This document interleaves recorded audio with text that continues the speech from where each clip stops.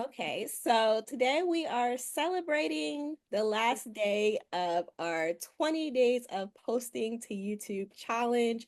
And for those of you who are watching, because I'm also going to post this on YouTube as well, basically what I did in my Facebook group was I hosted a 20-day challenge where you could post every day for 20 days. So whether that be lives, community posts, long form content, shorts, the goal was just to like take action and then to see what happened with your channel and to just basically get started. So we have four ladies here who actually participated in the group.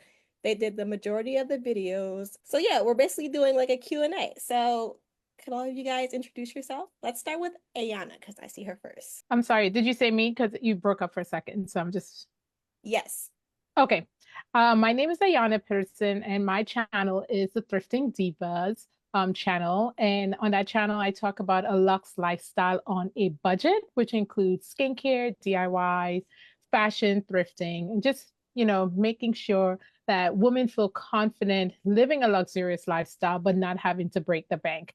And so, December 1st, I relaunched my channel and decided 2025 was the year that I was going to go all in and really give it a really hard try, all while being a working career military woman.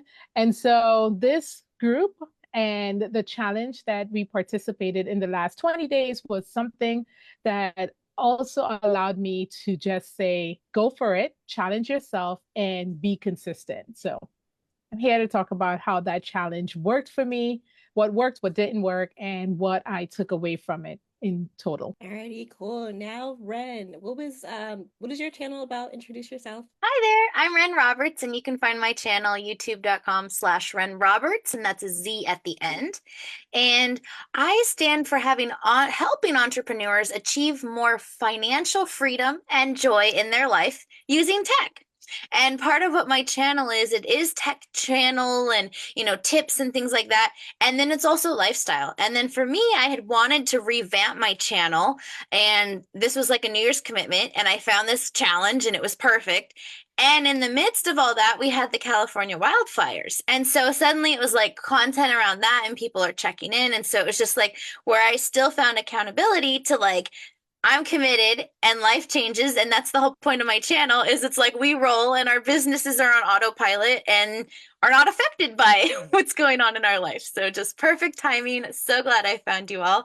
And thank you for hosting this. Yeah, no problem. Rochelle, you can go next. Okay, I'm Rochelle Damer. My channel is Shelly's Creative Life, and I want to encourage people over 50 to do amazing things. Just because you're retired or you're 60 or 70, I want to encourage people to keep living. And so this challenge really helped me because I was kind of floundering. I had done a lot of videos, but I really hadn't focused in on my niche. And so after talking to Catara, I was able to come up with my niche, which my focus is writing and encouraging others to pursue what they love because I've always loved writing. And then I'm also helping students or anyone who's like in college or writing essays. I was a composition instructor for 25 years. And so I needed to take that experience and put it in my YouTube channel and kind of stop being all over the place because that's where I was. And so I'm really excited that I found you guys because it's really, really made a change in my YouTube channel. Yeah, and last but not least, Dr. Crystal. Introduce yourself. Hello, everyone. I'm so honored to be here amongst this illustrious group. I've learned so much in the time that I discovered Catara about a year ago. My channel is called Sabbatical Life with Dr. Crystal, and I basically am a career coach. I'm semi-retired professor. I mean, I am completely retired from being a professor, but starting a business is a job too. So I'm basically a person who has expertise helping people that are either midlife, mid-career transition, somebody over 40, toxic job, trying to figure out, do I stay in the job? If I have to stay in the job, how do I not kill these people? Or how do I work to pivot in the, while I'm getting my exit strategy together? So those are the people that I serve, and my content really has to do with wellness, dealing with toxic workplaces, negotiating boundaries with work colleagues. So that's what the content that I've been creating. And the challenge has really, really been a great opportunity for me to sort of produce enough to kind of find, like, what am I good at producing? What do I enjoy producing? I don't feel like, I think I have 32 videos now, but I think I had maybe 15 when we got started because I'm a little behind the group. Yeah. So, but basically because I created them in a short time, I kind of have a better idea of, oh, I really like doing these kind. So, Yeah, so now we're going to sort of like open the floor for like an open discussion. We're going to talk about sort of like what everyone's goals were going into the challenge, mhm. and then also what was your primary type of content that you were posting? Well, as I mentioned originally, it was like to wake up my channel. So I was like, okay, I need to just get some content going and things like that. And lives are usually the easiest thing for me because I don't overthink them. I don't get all dressed up usually. And so it's just like these are life happening kind of things. And so that was sort of what my go-to was. And then that ended up being what most of my experience was, is doing the lives just because they were easier for me. And I look forward to more tools going forward because keep up the algorithm with posts. I did a lot of lives as well. Actually, I'm on my 30-day challenge where I'm doing a live for each day for 30 days. So this worked in perfectly. And one my biggest challenge for myself was to not worry so much about how many people were on the live at any given time. So to just kind of figure out how I could get my brain to not stress the fact that I was sometimes talking to one person. And then talking with one of my mentors, she just said, hey, if you're doing the live, think about it as a replay versus live.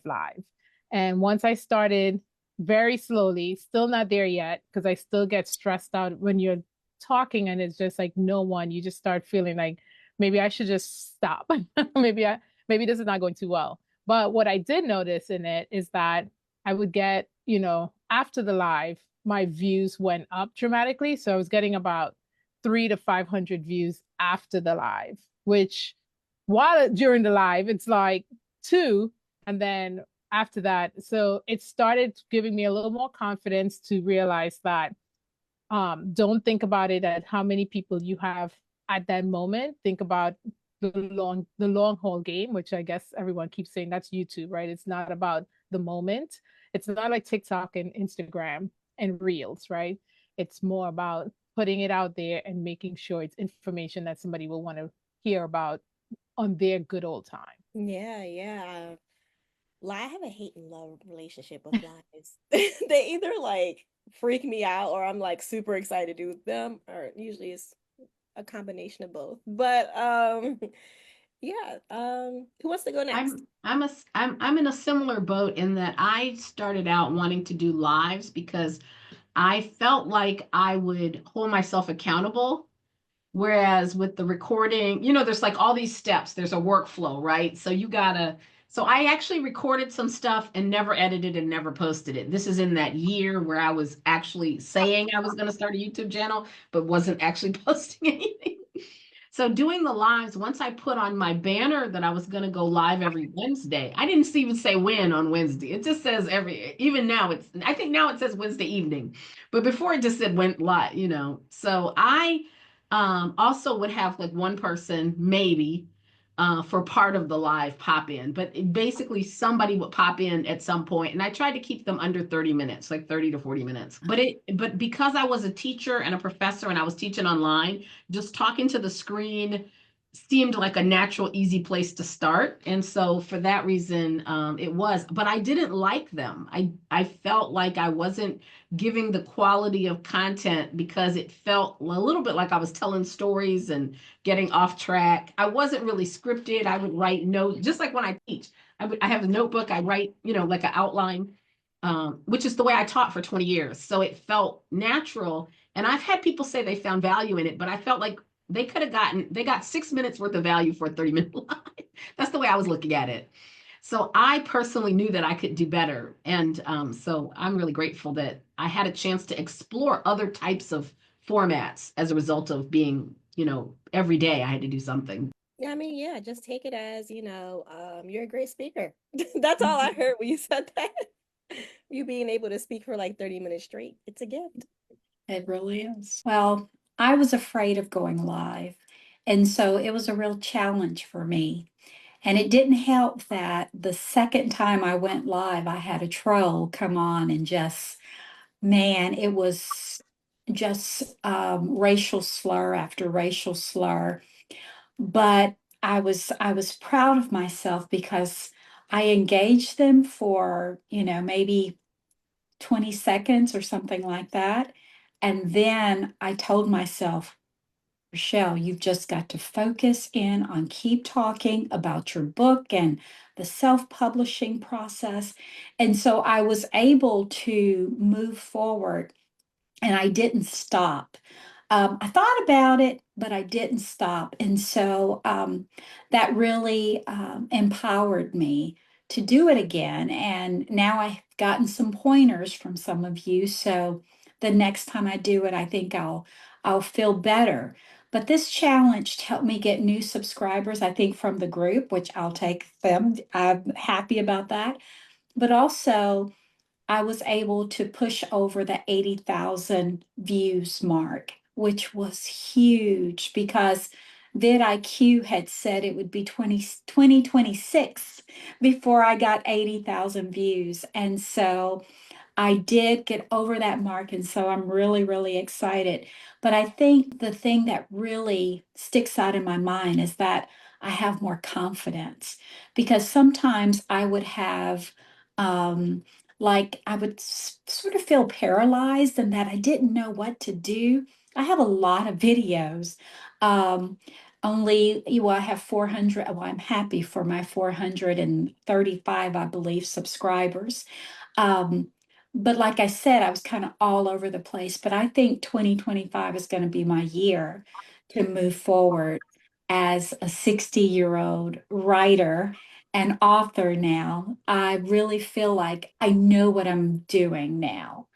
And this challenge was a part of that. Yeah, yeah. So that is great results. Did anybody else see like any like big results, small or big, honestly? What are your small wins? What are your big wins? What did you see happen during the challenge? And if you want to, you can even share your analytics or have me Yeah, look I'd through them. like to I'd like to share. I heard Catara, you say in one of your videos, I think maybe talking about 2023, that you were I don't know if you were going live or it was recorded, but anyway, you went 6 months and I think you said you were stuck at 30 or 40 or I don't know how many subscribers, but when you first got started, it seemed like you were stuck for a long time.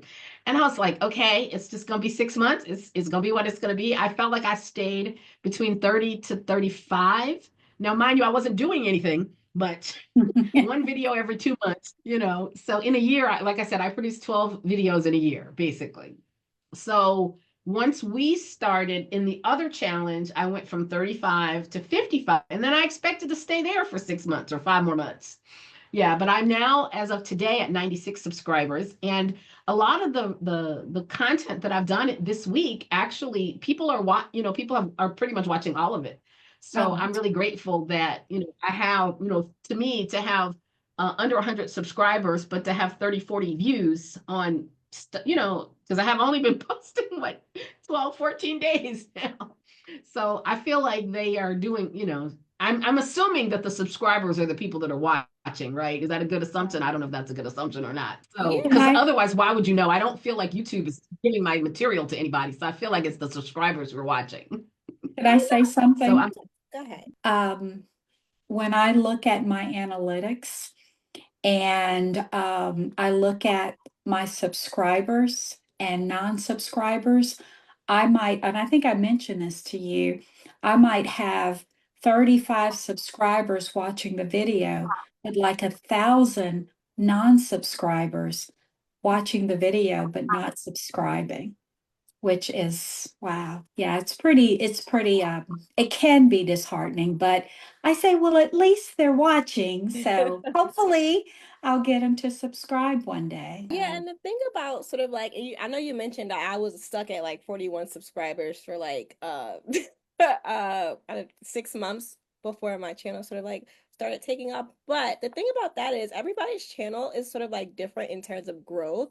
So like you might be in a very underserved market. Yeah, I know you talk about a very specific thing. So things like that, it makes your channel sort of like grow faster. Like, I have a client right now and she's an author and she's like an ex Black Panther member, so like she talks about a lot of like what is it, Black resistance stuff and stuff like that.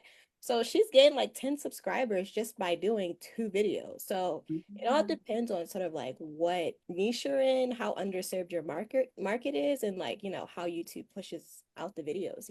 I'm trying to pull up the analytics. So I'm just gonna look at the last 28 days, right? Because that will fall under the 20. Yeah, if you want to share your Okay. screen, you're more than welcome. How would I share? Oh, I can share. I was looking at it on my phone because it's just Oh, quicker. okay. But maybe when put this on, I'll pull it up. So I have subscribers last 28 days. From the live stream, I got 33 subscribers, which to me was huge because the live stream audience is very interesting. Because I went in on the back end to try to figure out like how does one even find a live, and it's not that easy, like just turning, it's not that easy where it's almost like in a separate section of YouTube where you literally click live and then people are just like, it's like a market where you're just like scrolling and then if something piques your interest, you stop. So, which is what I do notice when I'm doing the live is that you get like, at one point I had like 100 people watching and then it will just drop to like 20, then it will drop to 0, back up to 30.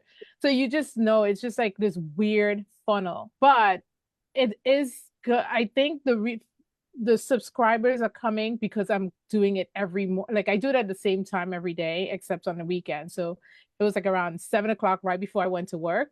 And so I didn't think I was going to get any subscribers, but I was doing it for my watch hours, which definitely helped getting the watch hours. And so for my subscribers are coming in from my live stream and then my videos.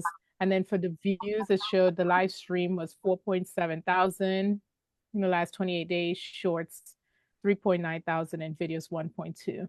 So it is helping. I do want to pivot back to putting in the long form in the middle of that too, obviously, but it did help a lot with the watch hours because my watch hours went up by over 100 this in the last 20 days. So trying to get to that 4,000, which sometimes feels like it's a hill, and you're literally at the bottom the entire time. But this definitely pushed me to just continue. Like, you just have to post every day. Something needs to be happening every day on your channel, whether it's a 7-second short, whether it's a community page post, or whether and most of my lives have been 20 to 30 minutes. They actually go fast because, as Dr. Harris is saying, I do script out my live before in a nutshell so that it can move faster, that I feel like I'm going to give some value at the end of the day because I'm thinking about it like a long form video, just doing it live. So for me to keep it where I'm not rambling, I did all my lives this week. All my lives for the last 30 days have been my skincare, working on my skincare content. And I just do it before I'm going to work. So like each day I'll think about what is one thing I want them to take away from this routine. And I'll talk about it while doing my skincare routine in the morning. So it did not make it as painful. And I felt like I was giving some value back, and not rambling because I had a point to make on one thing. And it picks up the time very quickly between 20 and 30 minutes. And then I was done for the day. Check. I have to worry about YouTube today. Like, Yeah. And the way YouTube promotes your lives is actually, and this is why lives are so great for YouTube channels, it promotes your lives just like it's a normal YouTube video. So YouTube will initially notify all of your subscribers when you go live, And then after you go live, like a lot of you guys said, YouTube continues to promote that live like it's a normal video. So that's why it's important to sort of like, you know, have your thumbnails be just like a normal YouTube video, because YouTube is going to promote it like a normal video anyway. And I've heard a lot of people just growing their channels, just like doing lives every single week or day or however the posting frequency they have. So yeah, that's really cool. When I look at my audience, my returning from December the 23rd to January the 19th, my returning viewers, 63, my unique viewers, 3,000. But I got 26 subscribers. So some of them decided to subscribe. Wow. That's great. What about you, Ren? Did you get a chance to look at your analytics? I'm just looking at, I was like, I was going to talk about something else. And then I'm like, oh, shoot, I should pull up my analytics. So I was doing that right now.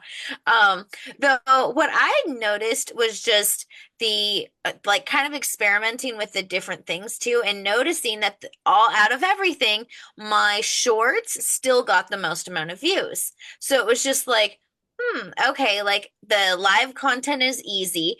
Though here's my funny thing looking at just analytics and what it looks like is when I sent like check out my own link, my lives are under the live section. And so it looks like I don't have any new videos for the past 20 days. So it's just like, okay.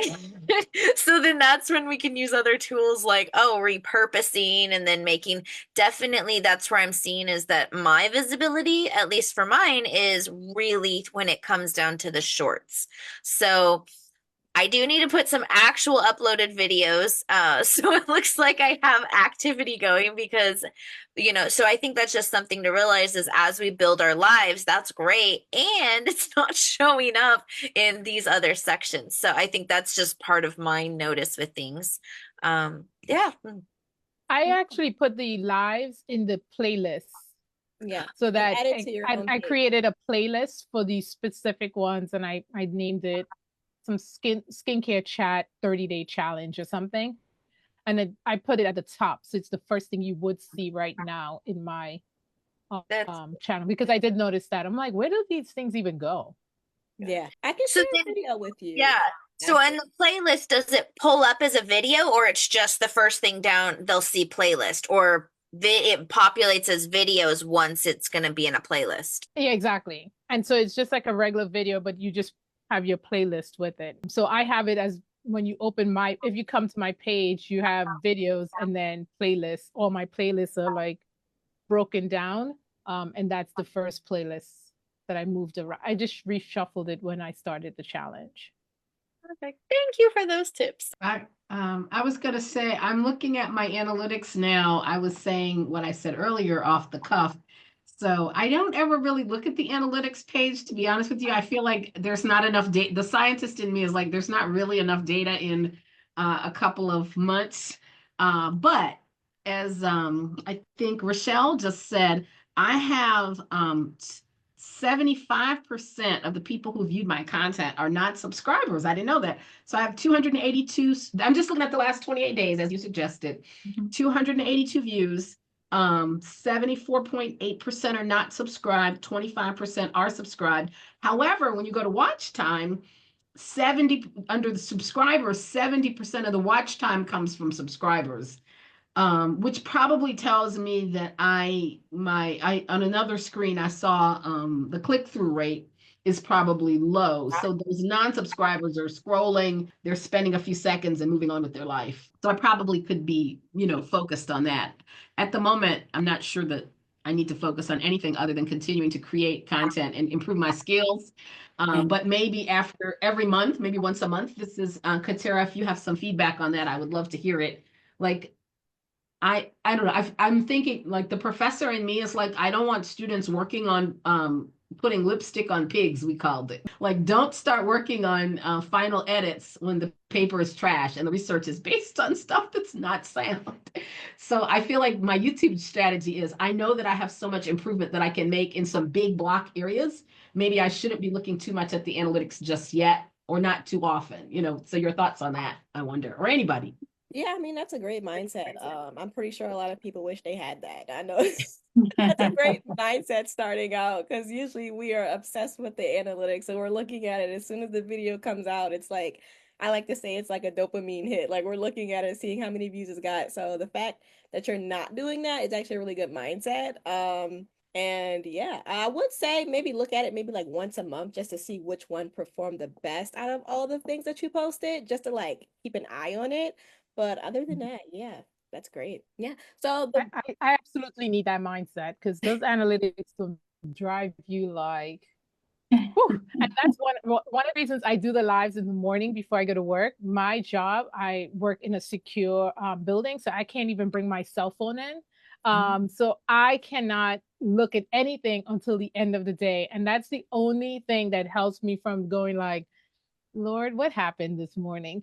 Because I just can't, I'm not even able to bring anything into, where we have classified information, but I am trying really hard not to focus that much on. If I could get to that mindset where you said like work on this and then look at the analytics, I think I would be able to go through this without the mini heart attacks and meltdowns better. yeah, yeah. But you know, you all are ahead in that your channels, I feel like, are more mature. I feel like I'm a first grader, or a second grader. So I'm not really yet. If I was in middle school, I'm sure then I would feel like the data could be counted on. But when you only have 32 videos and, 15 of them came from the last 12 days, I haven't really had a lot to go on. But I do think I want to develop the habit of paying attention to it on some frequency.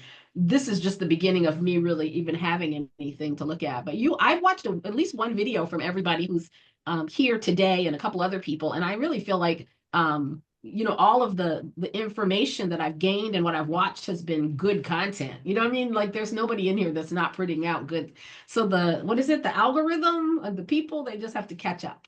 Yeah. Yeah. Thank you. Yes. Thank you. Yeah. And actually during that period where I was having those 41 those 41 subscribers, I think that was the time where also I didn't really check it at all either because it's like, okay, well, and it's actually much easier, I want to say, to post to an audience when there's nobody there for me. Like when you know nobody's watching it, it's like the best time to like experiment and to like just post things for fun and stuff like that. So, yeah, definitely have fun with it. But I wanted to ask you guys a question about sort of like which struggles, internal, emotional, came up while you guys were sort of like posting on YouTube for these 20 days, creating your content? Because I find that a lot of people actually don't talk about that part. I think the struggle is well, I would speak for myself, but I work, I have a 9 to 8 job some days. Like I work full hours. I have 2 young kids. I'm married. Um, and trying to be ahead, you know how they say batch a little bit. I am still struggling to find, like, I just told my husband the other day, I was like, what would be a great gift for me if I go away to like Arizona in a beautiful Airbnb for a week and just get to no one asks me a question about anything. And I just work on this and I will batch out 6 months in advance of everything I need. And then I could come back and I won't be struggling, right? Like, I want to be able to sleep too. I want to be able to work out. I want to be able to still do really good at my career. And then I have this like 2 hours in the middle of the day. So even like literally trying to figure out what am I going to talk about on these lives, even though it was 20 minutes, I hate getting on a live and they're just talking about nothing. So I was like, I cannot do that. So I'll be in the shower, like, what can you talk about that you didn't talk about yesterday that would make sense? And that was the struggle, like trying to have content every day for 20 days or whatever it is that we need to do that makes sense and that it just doesn't feel like an afterthought. Over. Sorry. Done. Yeah. Yeah.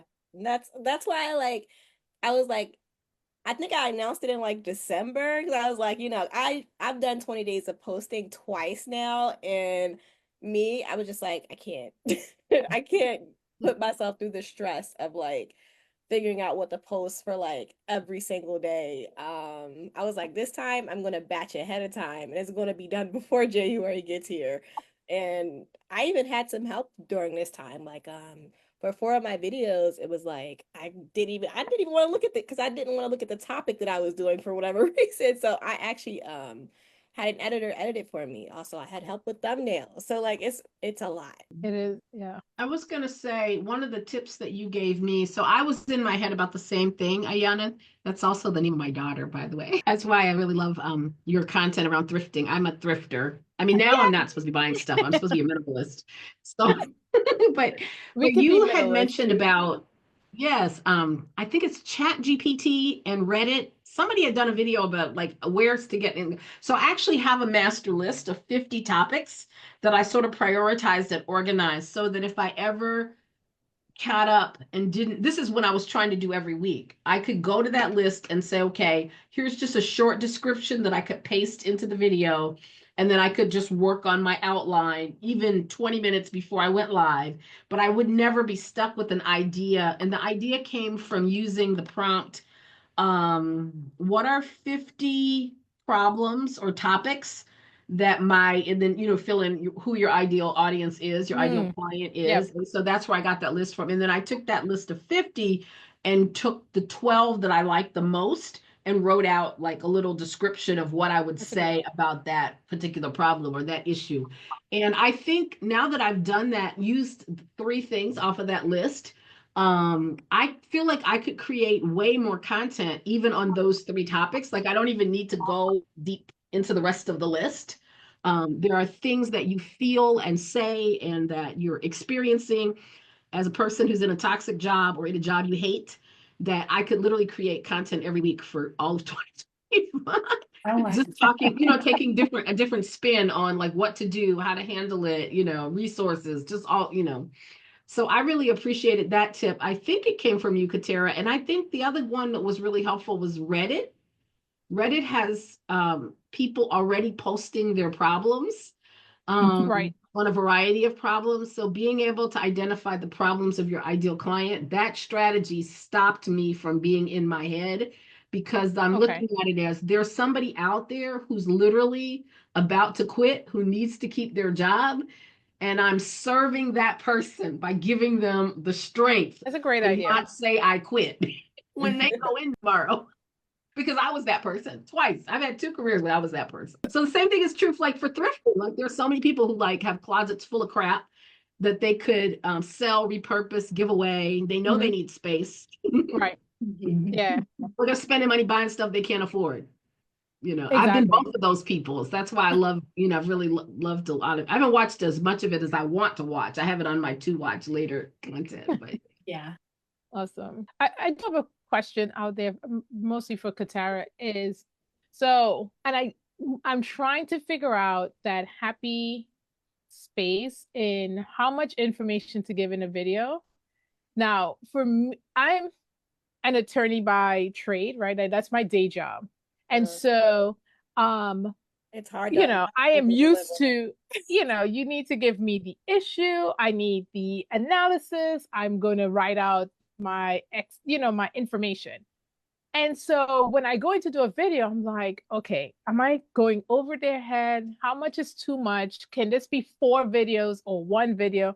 That has been my struggle because I feel like I'm cheating people if I go in. I could do, let's say, for example, how to style a white shirt 3 different ways thrifted. I could do that video in 30 minutes or I could do that in 5 minutes. Now, 5 minutes, I feel like, but they may want to know, like, well, should you tuck the color in? And then I get into my head about how long or how much information is given in a video that makes sense. So that's my biggest question right now. Yeah, I always like to say, you can say as much in the video, as you need to like get the point across and deliver the information that you need to deliver. So if you're naturally like a person that would like, explain longer and go really into depth, then you'll attract the people who like to listen to your content that way and they'll actually appreciate that. Or if you're like someone who gets straight to the point in your content, I'm that person. And you don't really know how to sort of like go really into depth or, it's kind of hard for you. Either way, your audience will appreciate it. Hmm. I think I think it becomes a problem, and well, not a problem. I think you should split it up into series when you start going into sort of like subtopics of that topic. Or like, so like I like to switch up my videos with like, the how, what, when, who, sort of like framework. So let's say you're doing like the why you should be thrifting. Um, then the how to go thrifting should be a different video, if that makes sense. It's good. Yeah. A good idea. Good point. Yeah, so you're probably doing great. Yeah. It takes forever. The long form video, thinking through the script and stuff like that. But I think I might do that. How, what, when. And if it's yeah, that could be make them just series in the end of the day. Yeah, Because or I would think I about, binge watch series. yeah, creating series on YouTube is actually a really great idea. Or, like you said, think about how you can turn it into a series. So part one, part two, part three. If you want to break it down into smaller videos, Mhm. it's another way to go about it. So yeah. Okay. And as a person who is one of your ideal clients, I would say I'm a person who is style challenged, and I would need the point by point, the breakthrough, the playlist where I mean, I can't necessarily watch it all at one time, but I would need Right. to be able to say, okay, I'm on part three, there's 7 of these. I got to remember to go back, right? Okay. Because sometimes you find a deal in the thrift store and then you're looking at it in your closet for a year because you love it, but you don't know what to do with. Good. Yeah.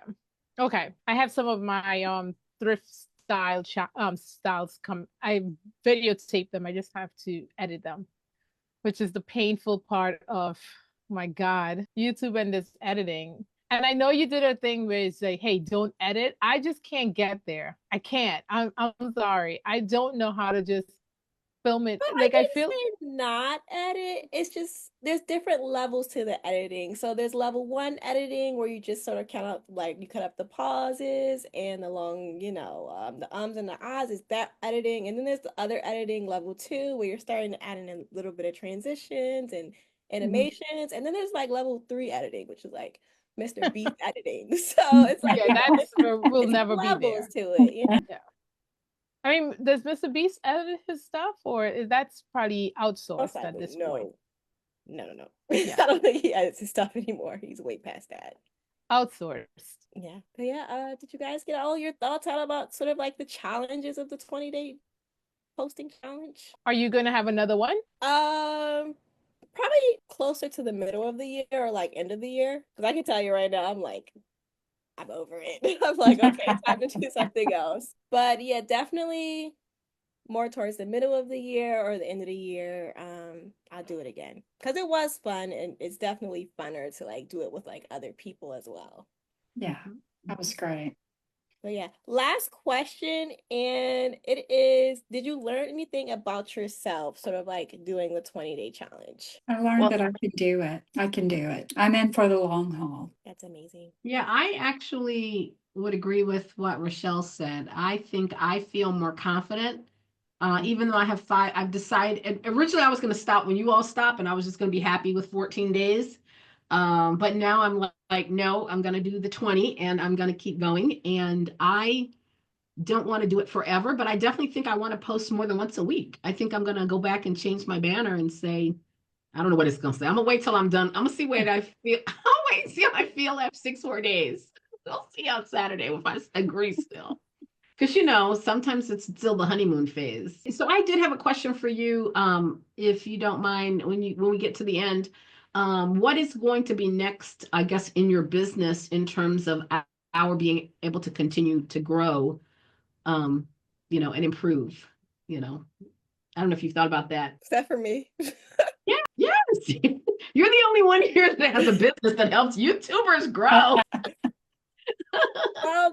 There's other people in here with businesses as well, but yeah, basically, I am opening the doors to the Paid Creator Collective. It is my low-cost membership where I help basically business owners and creators grow on YouTube. So basically every 6 months I come up with a sort of like new sort of like curriculum for it. So the first 6 months was really about sort of like going over the basics. So your YouTube strategy, basically everything you need to know on YouTube is like on that playlist. SEO strategy, creating playlists, creating thumbnails, how to film, all that stuff is already in there. There's also Mhm. sort of like your money making plan and how to set up email marketing.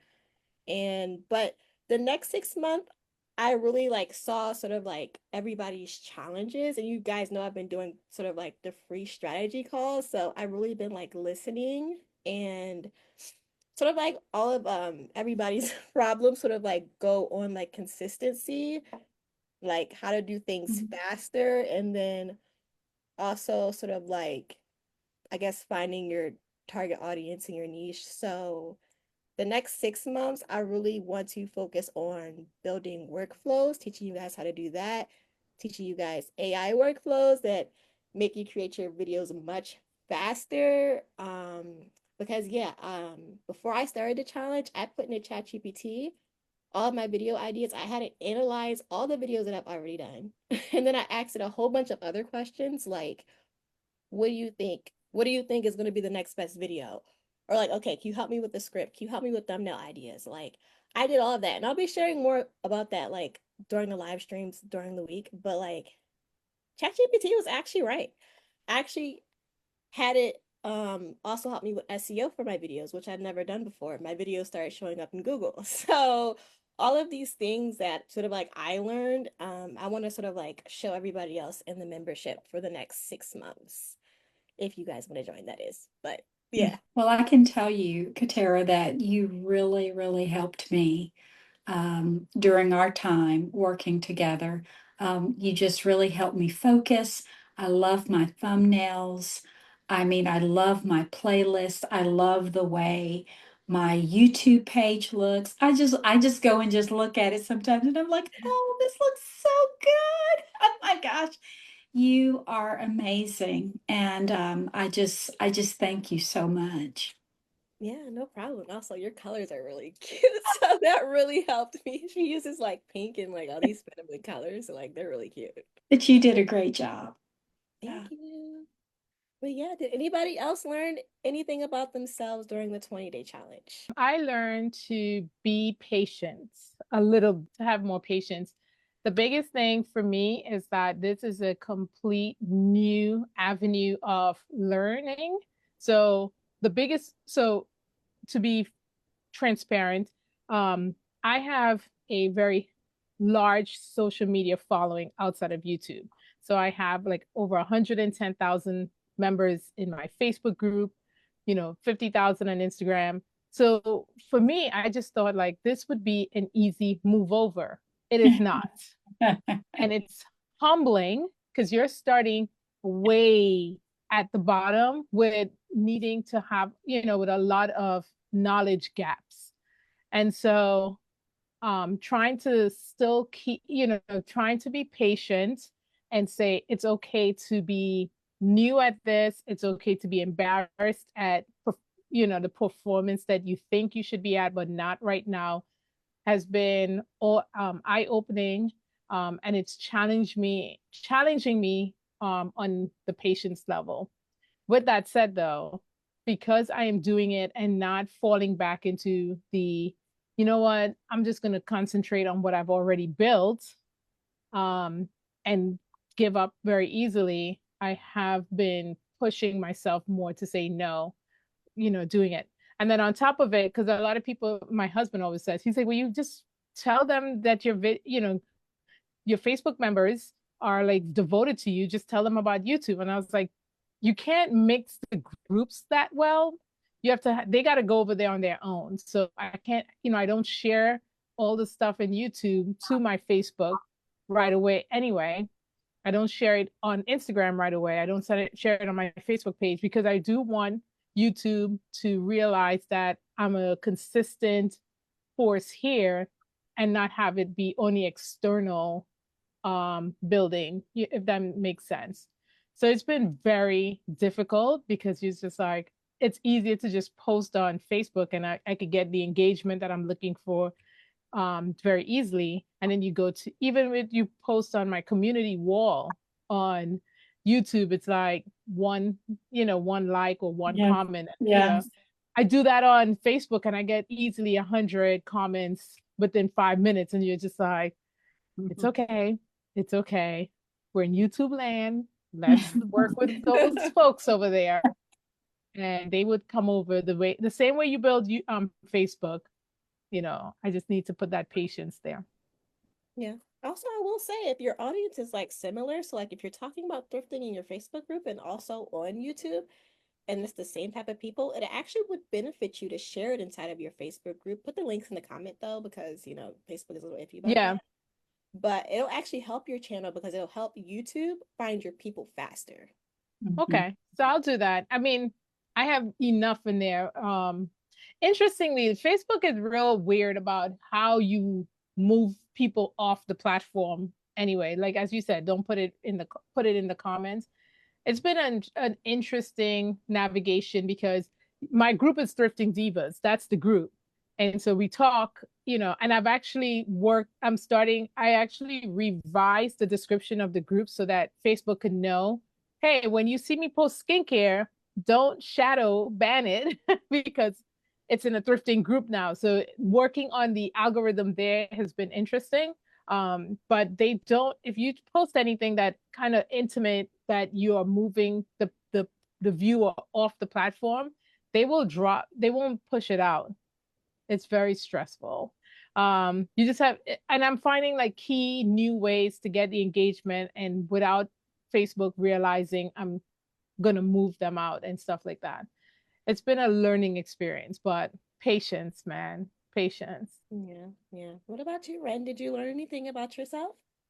I learned a lot of different things about myself. One, it wasn't exactly what I intended, though, since I was doing this challenge, and then my family's little mini ranch in Los Angeles was near the wildfires. What I did this time around is I actually leaned in with being vulnerable and like, this is what's going on. Like, and it was interesting because at the beginning, like, I felt like I have been sharing gratitude moments forever. Though then, when everyone lost their house, it felt like insensitive to be posting, I'm so grateful mine's okay. So it was like when you talk about learning and growing, like that was kind of my inner work that I was doing in all this, because it was like, where do I find inspiration and empathy and being transparent on support? And I was like, my network is a lot of powerful, amazing people that say they're sending good thoughts. Let me actually use these good thoughts. And like, I mean, it was just a blessing. Like, our place was a bubble. Anything that was popping up in those fires were put out so quickly. They weren't raging like the ones a few miles away.